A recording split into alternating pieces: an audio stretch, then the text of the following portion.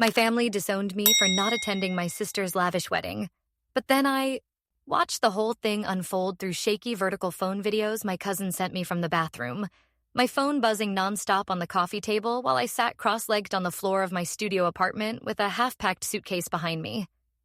I could hear the muffled thump of a DJ mixing some romantic pop song over the sound of my mother's laugh, high and bright and familiar, and my sister's voice slurring, "Best day of my life," as champagne glasses clinked. The comments were already rolling under the Instagram posts. Fairy tale. You deserve this. Family goals. I turned the volume down until it was barely a whisper, but the images were still crystal clear. The flower wall, the ice sculpture, the dress that cost more than my car. Not a single person in those shots looked like they had just told me, 12 hours earlier, that as far as they were concerned, I was no longer part of the family.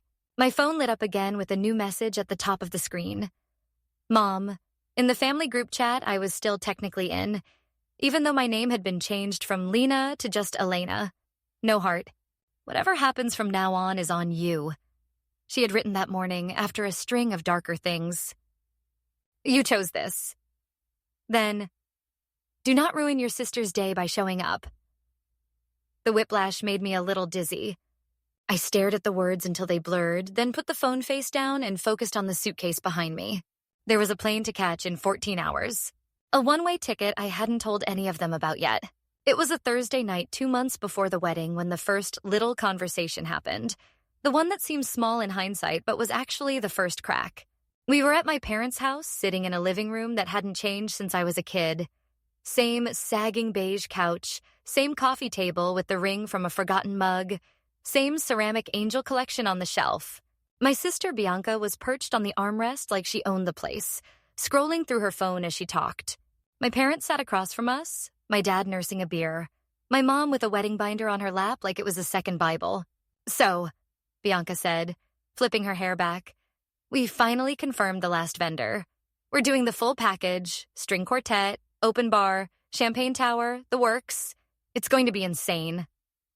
"That's great," I said, and I meant it in a distant way. I was happy she was happy, even if the numbers I'd overheard made my stomach twist. They were spending more on one day than my entire student debt. Mom looked at me over the rim of her glasses. "And we need to talk about your contribution," I frowned. "My what?" "Well, everyone is pitching in," she said, as if we'd already agreed. "Bianca's in-laws are covering the catering. We're doing the venue deposit and dress. You, as maid of honor, will take care of the bridesmaids' dresses and the bridal shower, right?" My brain did a quick, panicked calculation. I worked as an assistant at a small publishing house, which is a fancy way of saying I was underpaid and overworked. I lived alone because my ex had moved out, and I was barely covering rent and loans as it was. "How much are we talking exactly?" I asked carefully. Bianca rolled her eyes. "Don't be dramatic, Lena. It's not that deep. The dresses are only like $500 each. There's 4 bridesmaids, plus my second dress for the reception. And the shower isn't that expensive if you do it at a nice restaurant." Mom nodded like it was a perfectly normal ask. "You're the one with no kids and a good job," she added. "You can afford it more than us." The way she said "good job" made it sound like I was hoarding cash in a secret vault. I laughed, but it came out thin. "That's $3,000 just for dresses," I said. "Plus shower, plus decorations, plus gifts. I can't afford that. Not on my salary." Mom's mouth tightened. "You always say you're broke," she said. "What do you do with your money? Rent? Food? Loans?" I said, feeling heat creep up my neck. "I don't have a partner splitting bills. It's just me." Bianca waved her phone. "It's not like I'm asking you to pay for the whole wedding," she said. "You're my maid of honor. You're supposed to make things easier, not harder." "I can help," I said quickly. "I'll pay for my dress and I can contribute to the shower. I just can't cover everyone's dresses and a lavish party on my own." You know that moment when a room's temperature seems to drop even though nothing physically changes? That happened. Mom closed the binder slowly. "So you're saying no?" she said. "I'm saying I have limits," I replied, trying to keep my voice steady. My dad took a sip of beer and stared at the TV, staying out of it as usual. Bianca's eyes filled with tears in that instant, dramatic way she'd perfected since she was 5. "I knew it," she said. "You're jealous. You can't stand that something is about me for once." "For once?" I repeated, genuinely stunned. She sniffed. "You gotta go away for college. You gotta find yourself in New York. You have your dream job, your apartment. Mom and Dad bend over backwards for you. And when it's finally my turn for something big, you can't even do this one thing." I actually laughed because the narrative was so upside down I didn't know what else to do. "You think they bend over backwards for me?" I said. "Bianca, you've lived at home rent-free for 6 years. They paid off your car. They watched your dog every time you jet off to Cabo with Marco's family. I'm not saying you don't deserve nice things, but let's not pretend I'm the indulged one here." Mom's eyes flashed. "Enough," she snapped. "We're not turning this into a competition. Your sister deserves a beautiful wedding. In our culture, it's a family effort. Your aunts helped with mine. Your godmother helped with your cousins. This is how it's done. Your aunts didn't make minimum wage," I said quietly. "And if they did, no one asked them for thousands of dollars." Mom's jaw clenched. She shut the binder with a thud. "If you won't contribute," she said, "then you should at least make sure you don't bring any negativity to this. Your sister doesn't need stress." Bianca wiped her eyes and sniffed. "Forget it," she said. "I'll figure something out. You can just show up and look cute like always."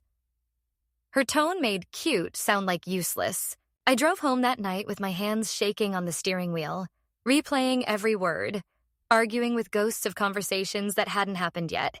I told myself they were just overwhelmed, that money talks make people weird. I decided I would still be maid of honor, still help however I could within reason. DIY decorations, spreadsheets, being the person Bianca vented to at 2 a.m. For a while, that's exactly what I did. I spent my nights researching cheaper dresses, printing sample invitations at work when no one was looking, talking my sister down when the florist messed up. I bought my own dress on sale and quietly picked up the tab when we went for coffee because she was saving for the honeymoon. Then 2 weeks before the wedding, my boss called me into her office. "Elena," she said, "I want to give you a heads up. The senior editor position is opening up. We're going to start interviews soon. You're on my list." My heart did this weird flip. I'd been an assistant for 3 years. That job would come with a real salary, health insurance that wasn't garbage, a chance to have some say in the books we published instead of just ordering the catering for meetings. "There's a catch," she added. "The managing editor from London is flying in. He'll be here the weekend of the 23rd for a big strategy meeting. We're doing interviews around that. It's kind of an all-hands-on-deck situation." My stomach dropped. "The 23rd?" I repeated. "Saturday," she said. "I know it sucks doing weekend stuff, but if you're serious about moving up, this is the time to show it." I wouldn't ask if it wasn't important. The wedding was on the 23rd. I knew the date like it was tattooed on my brain. I'd seen it on every save the date, every group text. "Is there any way to do it Friday or Monday?" I asked. "My sister's wedding is that Saturday." She winced. "I wish, but this guy's flight schedule is a nightmare. He's giving us 1 full day. If it's any consolation, the interviews are a mix of formal stuff and more casual things, like brunch. You don't have to be here from sunrise to sunset, but you should be present." We ended the meeting with me saying, "I'll figure it out." But the whole subway ride home, my mind spun in circles. If I went to the wedding, I'd miss the interview and probably flag myself as not really committed. If I skipped the interview for the wedding, I was basically telling myself my career was always going to come second to whatever crisis or event popped up at home. That was the story I'd been given my whole life. That night, I called my best friend, Tori, and dumped the whole thing out. The money ask, the job opportunity, the wedding date. She listened, then said, "If this were one of your authors, what would you tell her?" "I'd tell her she can love her family and still choose her own life," I said automatically. "Then why is it so much harder when it's you?" she asked. "Because these were my parents. Because I'd been raised on family is everything. Because I had this picture in my head of my mom zipping up my dress on her wedding day and my dad crying when he walked me down the aisle. And some part of me knew that if I didn't do what they wanted now, that picture might dissolve. I didn't decide in one dramatic moment. It was more like a series of small decisions I kept trying on for size. What if I stayed just for the ceremony and left before the reception? What if I went to the interview and just showed up late to the wedding? Every version felt like I'd be half present in both places, frantic and guilty in both. 2 days later, I went back to my boss's office. My hands were sweating. "I'll be there," I said. "For the full day. Whatever you need." "You sure?" she asked. "I know it's a big sacrifice." I thought about the word sacrifice and how often it had only gone one way in my life. "Yeah," I said. "I'm sure." The next call was the hard one. "Absolutely not," Mom said after I explained. "You can't skip your sister's wedding for some job thing. Are you insane?" "It's not some job thing," I said. "It's a promotion, a huge one. It could literally change my life." "What about loyalty?" She shot back. "What about being there for your family? Jobs come and go, blood is forever." "Unless I don't buy bridesmaid dresses," I muttered before I could stop myself. "What was that?" "Nothing," I said, then decided I was done swallowing it. "Actually, no, it wasn't nothing. You didn't even consider my situation when you asked me for thousands of dollars. You assumed I'd stretch myself thin because that's what I've always done. I'm trying to do something different." Her voice went cold in that way that used to make me shrink as a teenager. "You are not the only person with problems, Elena," she said. "We raised you. We fed you. We helped with your rent. And this is how you repay us? By abandoning your sister on her big day?" "I'm not abandoning her," I said. My chest hurt. "I'm not asking her to move the wedding. I'm not asking you for money. I'm just choosing to show up for myself for once." She scoffed. "You sound just like those selfish people on TV. I didn't raise you to put money above family." "It's not about money," I said. "It's about my future, about not always being the one to bend." She hung up on me. The group text blew up after that. My aunt. "Is this true? You're not coming?" Bianca. "Tell me this is some sick joke." My dad sent a single message. "Can we talk about this calmly?" Which, in his language, meant I won't take a stand. When I tried calling Bianca, she answered on the first ring. She was already crying. "I can't believe you," she said. "I asked you for one thing, to be by my side. You can't even do that?" "I am always by your side," I said, heart pounding. "I've been your unpaid therapist, planner, chauffeur. This one time I need to be somewhere else. You need to look good for your boss," she snapped. "We get it. Your career is all that matters. You know what? Don't come. I don't want you there if you're going to resent me." "I don't resent you," I said, but my voice broke. "I resent that there's never room for my stuff in this family unless it fits around yours." "Well, you made your choice," she said. "Don't be surprised when it has consequences." The next few days were ugly. My mom stopped answering my texts. My dad sent neutral updates about the caterer and the weather like nothing was wrong. My aunt left me a voicemail essentially saying I'd regret this when my parents were gone. 2 nights before the wedding, I got the disowning message. It started with, "Since you have clearly chosen your job over your family," and spiraled into accusations I didn't even recognize. That I'd always looked down on them. That I thought I was too good for our town. That I'd changed since moving to the city. It ended with, "As far as I'm concerned, you are no longer my daughter. Do not come to the wedding. Do not contact us until you have learned some humility." My knees actually went weak. I sat down on the kitchen floor and reread it 3 times, half waiting for a "just kidding" that never came. Tori found me like that when she came over with takeout. She read the message, swore under her breath, and then did something no one in my family had done in that whole mess. She looked me right in the eye and said, "This is not your fault." The day of the wedding, I woke up to sun streaming through my curtains and a knot in my stomach. I almost texted, "I'm coming anyway," just to stop the sick feeling. But I knew, deep down, if I did that, I'd show up at the interview half present, hating myself. And my parents would see it as proof that all they had to do to keep me in line was threaten withdrawal of love. So I went to the meeting. I wore my best blazer. I sat across from the London guy and talked about authors and markets and how we could build a stronger backlist. My heart pounding, but my answers clear. Between sessions, I hid in the bathroom and checked my phone. Photos of my family kept coming in. The ceremony, the kiss, the first dance. None of them had a hole where I used to stand. They all looked complete without me. It hurt more than I expected. The interviews ended with a casual late lunch. My boss clinked a glass and said, "Thanks, everyone, especially those who gave up their Saturday." She glanced at me when she said it. For the first time in weeks, I felt like someone saw the sacrifice and didn't immediately try to twist it into a moral failing. 2 weeks later, I got the promotion. The pay bump wasn't life-changing billionaire money, but it was enough to breathe. Enough to pay down debt instead of juggling minimums. Enough to move out of the shoebox apartment into a slightly less depressing one-bedroom. I didn't tell my family. Not out of spite at first, but because there was nowhere to put the news. I was still blocked on my mom's phone.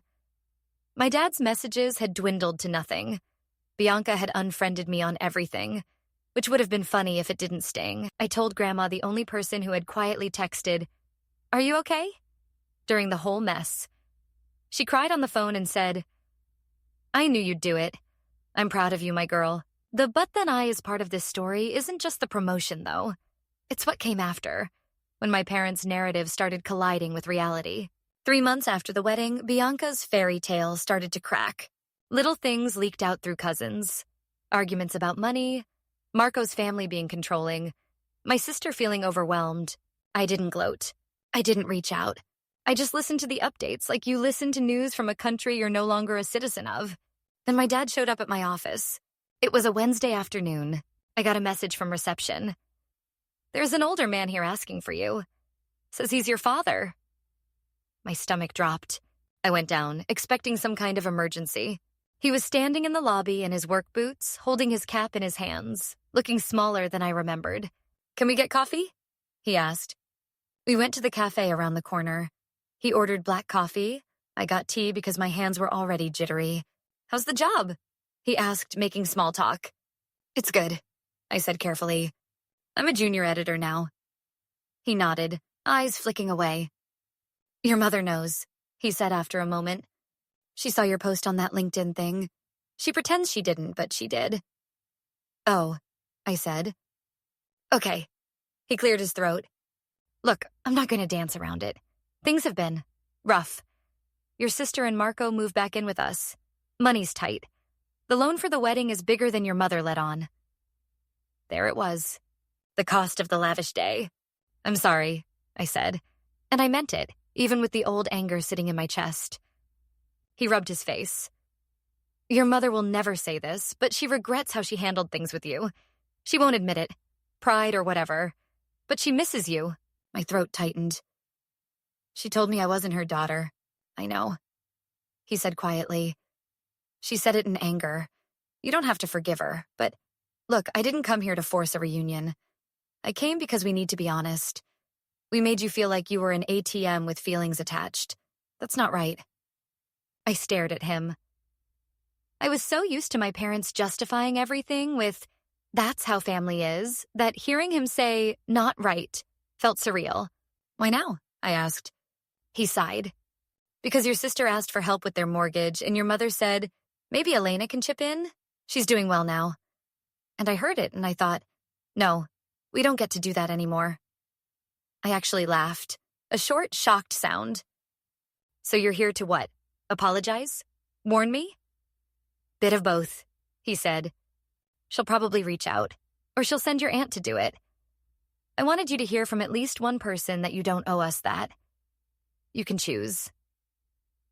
Something in my chest, that old, tight knot, loosened a fraction. This was the first time in my life either of my parents had acknowledged I had a right to choose. We talked for an hour. He told me about Grandma's health, about the leak in their roof, about how Bianca was already talking about a vow renewal party when things are better. I told him about my job in broad strokes. I did not offer money. He did not ask. A week later, my mom texted from a different number. "Hi," it said. No greeting, no nickname. "I heard you got a promotion. Congratulations." I stared at it for a long time. Then another ping. "We're having some financial trouble. Your sister is very stressed. If you could help a little, it would mean a lot. You know we'd do anything for you. I sat with that line. You know we'd do anything for you. And thought about my empty seat at the wedding, the bridesmaid dresses, the disowning message. I felt the old guilt rise, the reflex to fix, to smooth, to prove I was still a good daughter. Then I thought about the day of the interview, about how proud I'd felt walking into my own life. I typed, deleted, retyped. In the end, I sent, "I'm glad you reached out. I'm open to rebuilding a relationship, but not a financial one." The way things went down around the wedding hurt me deeply. Being told I wasn't your daughter because I chose my future was something I'm still working through. I can't take on your debts. I'm willing to meet in person and talk about boundaries and how we can move forward if you want that. But my days of being the family safety net are over. I expected fireworks. Instead, there was silence. Then, "You've changed," she wrote. I looked around my apartment, at the shelves of books I'd helped publish, at the suitcase in the corner I now used for trips I chose on my own terms, at the photo of me and Tori at my promotion celebration. "Yeah," I replied. "I have. We're not fully reconciled. We're not fully estranged. We exist in this weird halfway place where I send my parents holiday cards and answer when they call, but I don't ask for their approval before making big moves. I send grandma photos. I talk to Bianca occasionally about neutral things, her dog, my latest read. She has never apologized for the way she weaponized family against me. I don't know if she ever will. But here's the part that matters to me now. I'm no longer twisting myself into knots to earn back a version of love that always came with strings. I chose myself once, in a moment when it cost me the illusion of being the good daughter. And because of that choice, I got a career, a life, and a sense of self that doesn't hinge on whether I show up to pour champagne at someone else's party. So yeah, my family disowned me for not attending my sister's lavish wedding. But then I stopped auditioning for a role that was killing me and started living as if my own future was worth as much effort as everyone else's big day. Turns out, that was the one relationship I really needed to save.